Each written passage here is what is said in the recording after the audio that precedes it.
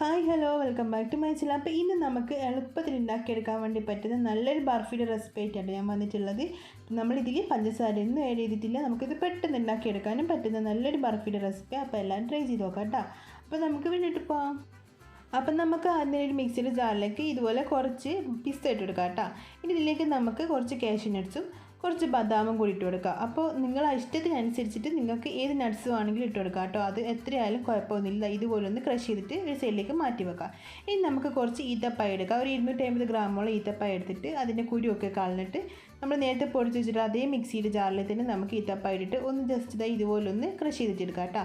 അപ്പോൾ നന്നായിട്ട് അരച്ചെടുക്കേണ്ട ആവശ്യമില്ല, ഇതുപോലെ എടുത്താൽ മതി. ഇനി ഒരു പാത്രം ചൂടായിട്ട് അതിലേക്ക് നമുക്ക് 2 ടീസ്പൂണോളം ഗീ ഒഴിച്ച് കൊടുക്കാം. ഇനി ഇതിലേക്ക് നമ്മൾ നേരത്തെ അരച്ച് വെച്ചിട്ടുള്ള നമ്മൾ ഈത്തപ്പഴം ഇട്ട് കൊടുക്കാം കേട്ടോ. എന്നിട്ട് ലോ ഫ്ലെയിമിലേക്ക് മാറ്റി കൊടുത്തിട്ട് നന്നായിട്ട് ഇളക്കിക്കൊണ്ടേ നിൽക്കാം. അപ്പോൾ ആദ്യം നമ്മളിതിങ്ങനെ ഇളക്കുന്ന സമയത്ത് ഇത് നല്ല കട്ടിയായിരിക്കും കേട്ടോ. ഇത് ഇളക്കിയെടുക്കുമ്പോൾ നല്ല ബുദ്ധിമുട്ടുണ്ടാവും. അപ്പോൾ നമ്മളിങ്ങനെ ലോ ഫ്ലെയിമിൽ തന്നെ വെച്ചിട്ട് ഇതുപോലെ സ്പൂൺ വെച്ചിട്ട് ഇതുപോലെ ഒന്ന് നന്നായിട്ടൊന്ന് പ്രസ് ചെയ്തിട്ട് ഇങ്ങനെ ഇളക്കിക്കൊണ്ടേ നിൽക്കുക. അപ്പോൾ ഒന്ന് കുക്കായി വരുന്ന സമയത്ത് തന്നെ ഈത്തപ്പഴം നല്ല സോഫ്റ്റായിട്ട് വന്നോളൂ. അപ്പോൾ കൂടുതൽ സമയം എടുക്കില്ല കേട്ടോ. ഇത് നന്നായിട്ട് സോഫ്റ്റായിട്ട് കിട്ടാൻ വേണ്ടിയിട്ട് ഒരു 1-2 മിനിറ്റ് ആകുന്നപ്പോഴത്തേക്ക് നമ്മളിത് നന്നായിട്ട് സോഫ്റ്റായിട്ട് കിട്ടിക്കോളൂ കേട്ടോ. ആ ഒരു സമയത്ത് നമുക്ക് ഇതിലേക്ക് നമ്മൾ നേരത്തെ ക്രഷ് ചെയ്ത് വെച്ചിട്ടുള്ള നമ്മൾ നട്ട്സ് ഉണ്ടല്ലോ, അത് ഇതിലേക്ക് ഇട്ട് കൊടുക്കാം. ഇപ്പോൾ ഈത്തപ്പഴം നന്നായിട്ട് സോഫ്റ്റായി കിട്ടിയിട്ടുണ്ട് കേട്ടോ.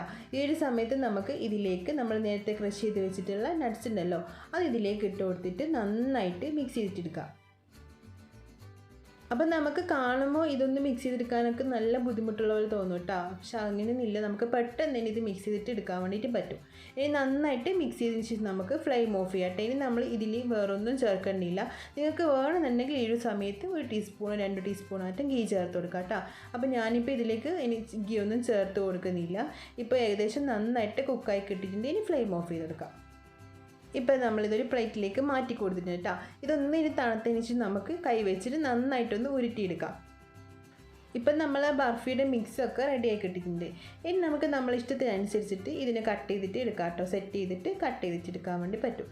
അപ്പോൾ നമുക്ക് സ്ക്വയറായിട്ട് കട്ട് ചെയ്യാൻ ഇഷ്ടമാണെങ്കിൽ അതുപോലെ ഒരു പാത്രത്തിലേക്ക് നന്നായിട്ട് സെറ്റ് ചെയ്ത് കൊടുക്കാം. എന്നിട്ട് കുറച്ച് സമയം നമ്മൾക്ക് ഫീസറിൽ വെച്ചിട്ട് ഒന്ന് സെറ്റായതിന് ശേഷം നമുക്കത് മുറിച്ചെടുക്കാം കേട്ടോ. ഇപ്പം ഞാനിപ്പോൾ ഇതുപോലെ റോൾ ചെയ്തിട്ടെടുക്കുകയാണ് ചെയ്യുന്നത്. ഇനി നമുക്ക് ഇതിലേക്ക് വെച്ചിട്ട് നന്നായിട്ടൊന്ന് കവർ ചെയ്തിട്ട് ഫീസറിലേക്ക് മാറ്റി കൊടുക്കുക. ഒരു 2-3 മണിക്കൂർ നമുക്ക് ഫീസറിൽ വെക്കാം.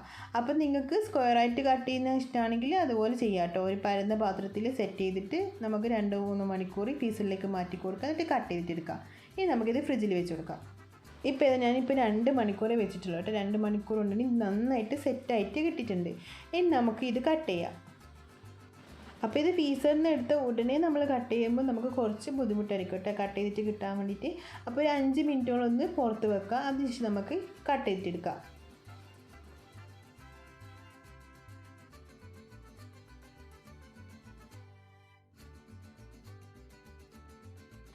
ഇപ്പോൾ നമ്മൾ അടിപൊളി ബർഫി ഇവിടെ റെഡി ആയിട്ടുണ്ട്. നമ്മളിത് കട്ട് ചെയ്തിട്ട് എടുത്തിട്ടുണ്ട്. നല്ല ടേസ്റ്റ് കഴിക്കാൻ വേണ്ടി നമ്മൾ ഇതിൽ പഞ്ചസാരയൊന്നും ചേർക്കാത്തതുകൊണ്ട് തന്നെ നല്ല ഹെൽത്തി ആയിട്ട് നമുക്ക് പെട്ടെന്ന് ഉണ്ടാക്കാനും പറ്റുന്ന നല്ലൊരു ബർഫിയുടെ റെസിപ്പി. അപ്പോൾ എല്ലാം ട്രൈ ചെയ്ത് നോക്കുക. ഇഷ്ടമായി ലൈക്ക് ചെയ്യാനും സബ്സ്ക്രൈബ് ചെയ്യാനും ഷെയർ ചെയ്യാനും കമൻറ്റ് ചെയ്യാനും ഒന്നും മറക്കരുത്. അപ്പോൾ നമുക്ക് മറ്റൊരു പിന്നെ കാണാം. Bye, thank U.